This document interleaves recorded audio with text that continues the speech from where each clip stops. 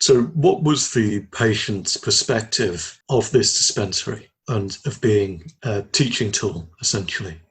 I think it's varied. One advantage from the patient's perspective of dispensaries is if you don't like it, you can just not go back. There are cases in infirmaries and also in hospitals that were based in workhouses of patients running away, but it was a lot more difficult. You know, there was people sneaking out in the night because they didn't like it. So there are certainly cases where patients just don't like the particular type of treatment, and so they just don't go again. There's also plenty of examples of patients arguing back. The history of medicine, as in the sort of books written by historians, you get a feeling that there is this real imbalance of power in this period, and the patient really, especially the poor patient who was, you know, the charitable patient, really had no control over treatment. But that's not really what comes through in Duncan, and they regularly will say, I'm just not doing that.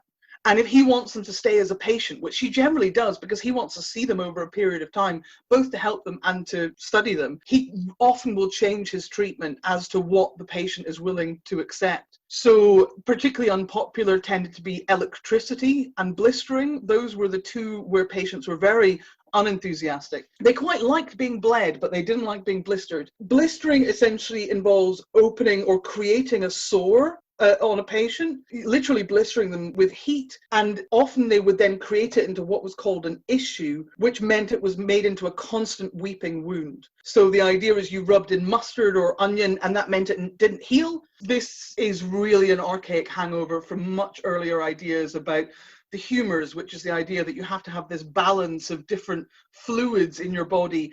And so an awful lot of medical treatment in the early modern period is literally about getting stuff out. It's all about whether it's bleeding or blistering or vomiting. It's all about there's something bad in you that you need to get out. And it's starting to disappear by the end of the 18th century, but there's still some slightly strange hangovers, and things like blistering are part of that. And electricity is exactly what you would think it is. It is electricity. It's an incredibly mild shock. It's nothing like the ECT that comes later. It's essentially you hold on to two brass rods, someone kind of turns a wheel, and it creates electricity. The charge is very slight, usually, but Andrew Duncan's patients were not comfortable with it, partially because it was apparently physically painful, but also because there was a fear of this new technology and this new treatment which they'd never seen before. But I would say broadly, I think the fact that the patients had so much freedom, you know, the idea was you turned up every day or every other day to get your medicine and to be examined, and then you went away again. So if you never wanted to go back, you just didn't have to go back. There was a lot less control than there would be in a workhouse or an infirmary.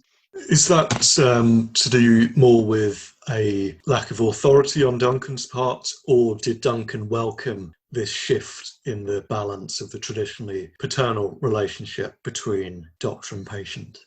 He was very keen on listening to patients, which he wasn't entirely unique in that, but I think the infirmaries by this point, a lot of infirmaries, there are a couple of very early infirmaries you know, in London that exist for hundreds of years, but the earliest one in Scotland is the Royal Edinburgh Infirmary from the 1720s. And infirmaries by the end of the 18th century were becoming very large institutions, hundreds of patients, not enough staff.